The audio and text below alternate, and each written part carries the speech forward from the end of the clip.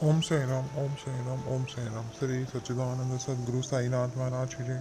Sri Satchidananda Sadguru Sai Karnananda Maharaj ki Jai. Sri Satchidananda Sadguru Jagat Guru Bali Virat Sai Nara Maharaj ki Jai.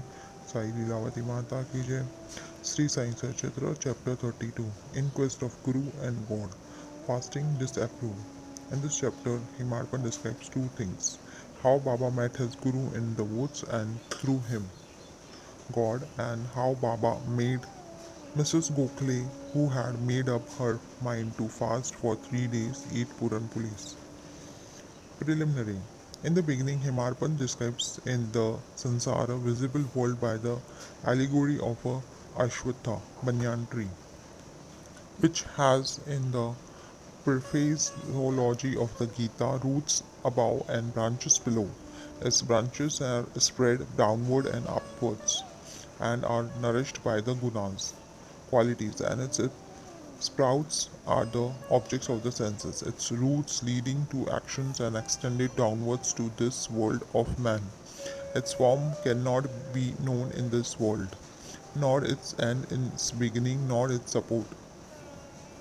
After cutting this Ashwatha tree of strong roots with the sharp weapon of non attachment, one should seek the path beyond trading, which there is no return.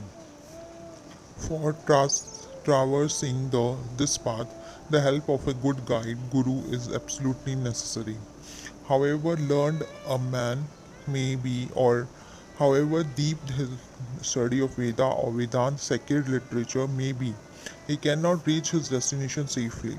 If the guide is be there to help him and show him the right way, he would avoid the pitfalls and the wild beast on the journey move aside.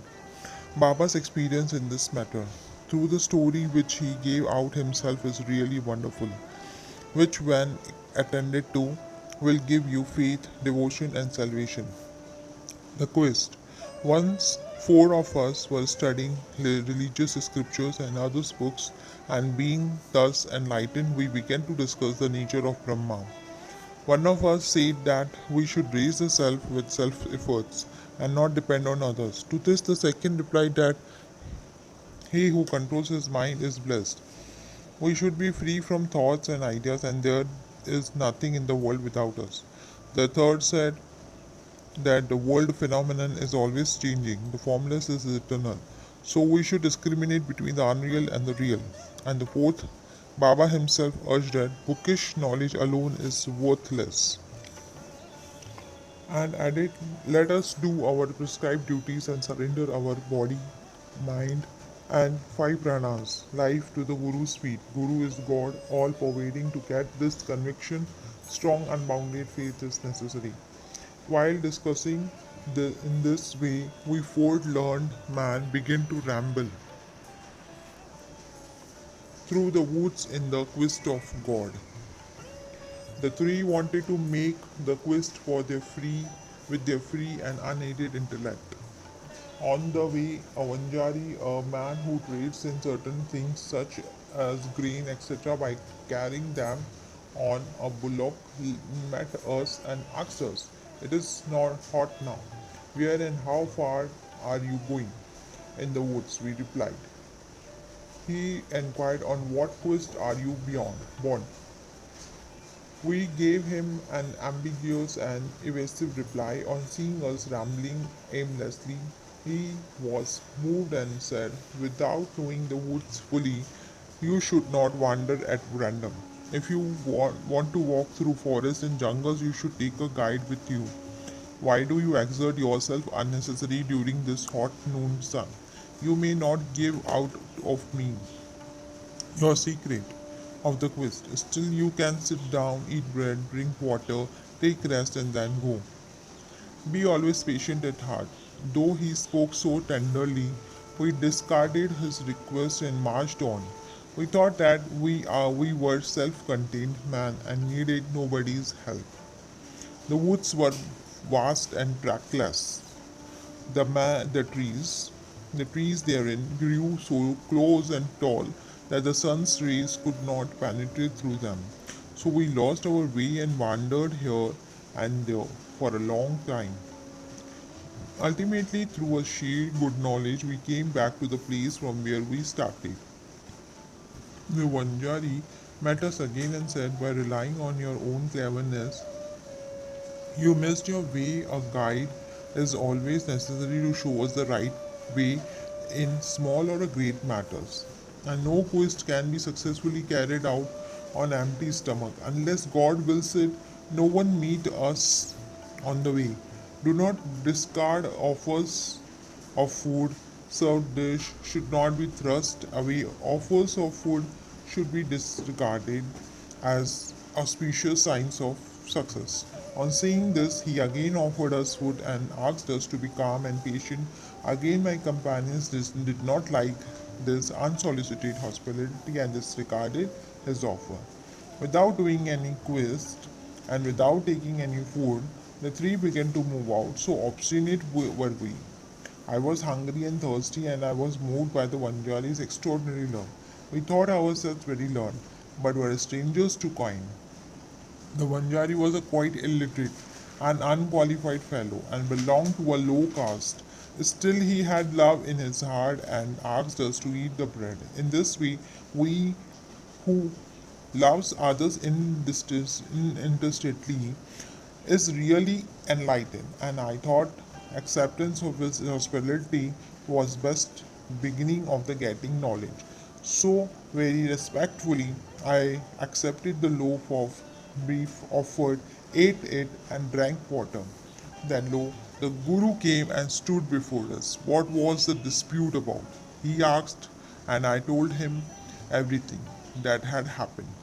Then he said, would you like to come with me? I will show you what you want. But he alone who believes in what I say will be successful. The others did not agree to what he said and left him, but I bowed to him reverently and accepted his dictum. Then he took me to a well, tied my feet with a rope, and hanged me, head downwards and feet upward. From a tree and near the well, I was suspended 3 feet above the water, which I could not reach with my hands or with my mouth. After suspending me in this manner, he went away. No one knew where after 10 or 12 ghantas, 4 or 5 hours, he returned, and after taking me out quickly asked me how I fared. In bliss supreme I was. How can a fool like me describe the joy I experienced? I replied. On hearing my answer, the Guru was much pleased with me, drew me near him, and stroking my head with his hand, kept me with him. He took care of me as tenderly as a mother bird does of her young ones. He put me in this school. How beautiful it was. There I forgot my parents, all my attachments were snapped, and I was liberated easily. I thought that I should embrace him and keep staring at him always. If his image was not fixed in my eyes, I would better be blind. Such was the school. No one who entered it once could return empty handed. My Guru became my all in all, my home, mother, and father, everything. All my senses left their places and concentrated themselves in my eyes, and my sight was centered on him. Thus, my Guru was the sole object of my meditation, and I was conscious of none else. While meditating on him, my mind and intellect were silent, and I had thus to keep quiet and bow to him in silence. There are other schools where you see an altogether different spectacle. The disciples go there to seek knowledge and spend their money, time, and labor, but ultimately they don't gain much. The Guru there boasts of his secret knowledge and his straightforwardness. He makes a show of his sacredness and holiness. He speaks a lot and sings his own glory, but his own words do not touch the disciples' heart, and they are not convinced. So far as self realization is concerned, he has not reached that. How can such schools be of any use to the disciples, and how can they be benefited? The master guru mentioned above was of different time. By his grace, realization flashed upon me of itself. Without effort or study, I had nothing to see. Everything became clear to me as a broad daylight. The guru alone knows how the inverse suspension, with head down and feet up, can give happiness. Among the four, one was a karmat, ritualistic, who only knew how to observe and abstain from certain rites. The second was Dhyani, who was puffed up with pride of knowledge, and the third was the Bhakta, who surrendered himself completely to God and believing that he was a soul doer. When they are discussing and arguing, the question of a God came up, and they, depending on their unaided knowledge, went in search of him. Sai, who was discrimination and dispassion incarnate, was one of the four on being himself Brahma incarnate. Some may ask, why did he mix with them and act foolishly? He did this for setting an example to follow. Though an incarnation himself, he respected a low Vanjari by accepting his food with the firm belief that food is Brahma, and showed how those who rejected Vanjari hospitable, hospitable offer suffered, and how it was impossible to get dhyan without a guru. The Shruti Taittiriya Upanishad exhorts us to honor and worship mother, father, and preceptor, and to study, learn, and teach and the sacred scriptures. These are the means of purifying our mind, and unless this purification is effective, self realization is not possible. Neither the senses nor the mind and the intellect reach the self. Modes of proof, such as perception and inference, will not help us in this matter. It is the grace of Guru that counts. The object of our life, such as dharma, artha, and kama, are attainable without any effort. But the fourth object, moksha liberation, can only be had with the help of the Guru. In the life story of Sri Sai, many personalities appear and play their part. Astrologers come and give out their predictions. Princes, noblemen, ordinary and a poor man, sannyasis, yogis, singers, and others come for darshan. Even a mahar comes and making a johar.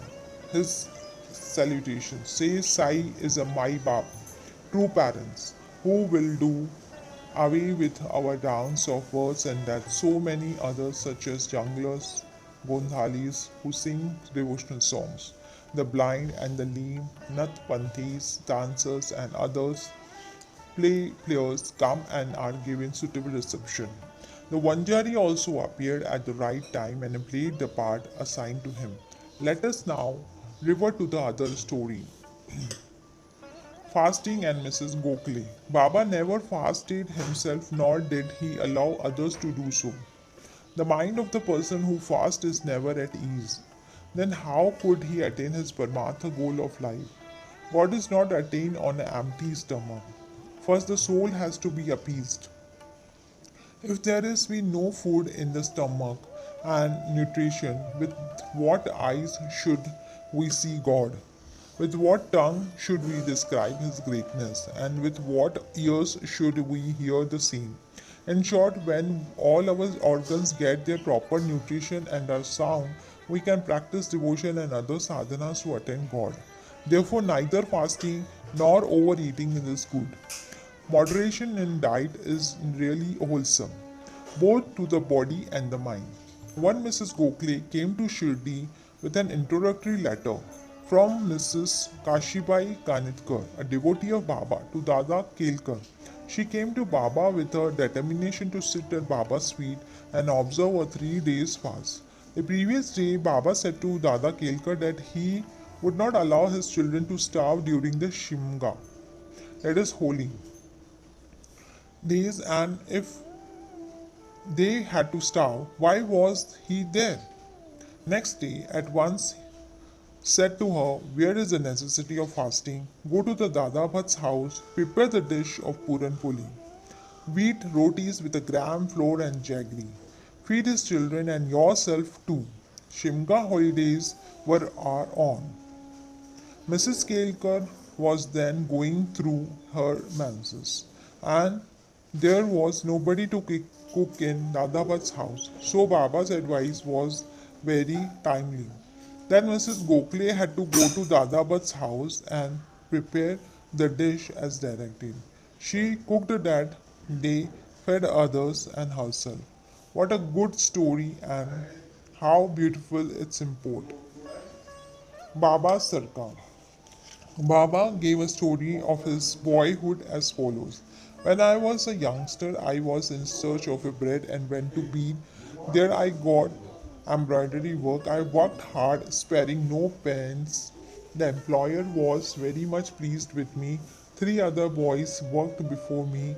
The first got rupees 50, the second rupees 100, and the third rupees 150, and I was given twice the total of this amount, that is 600. After seeing my cleverness, the employer loved me, praised me, and honored me with a full dress, a turban for the head, and a shela for the body, etc. I kept this dress intact without using it.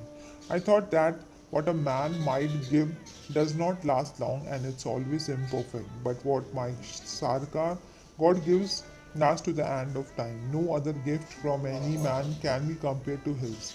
My Sarkar says, take, but everybody comes to me and says, give. Nobody attends carefully to the meaning of what I say in my Sarkar treasury. Spiritual wealth is full and it's overflowing. I say, dig out and take away this wealth in cartloads. The blessed son of the true mother should fill himself with this wealth. The skill of my fakir, the Leela of my lord, and the aptitude of my Sarkar is quite unique. What about me? Body, earth will mix with earth, breath with air. This time won't come again, no matter where I go or where I sit. Maya always troubles me much. Still, I'm always anxious for my man. He who does anything spiritual endeavor will reap its fruit, and he who remembers these words of mine will get invaluable happiness. Bo to Sri Sai, peace be to all. Sri Satchidananda Sadguru Sai Nath Maharaj ki jai. Sri Satchidananda Sadguru Sai Karnananda Maharaj ki jai. Sri Satchidananda Jagat Guru Bal Yogiraj Sai Nara Maharaj ki jai. Sai Leelavati Mata ki jai. Om Sai Ram.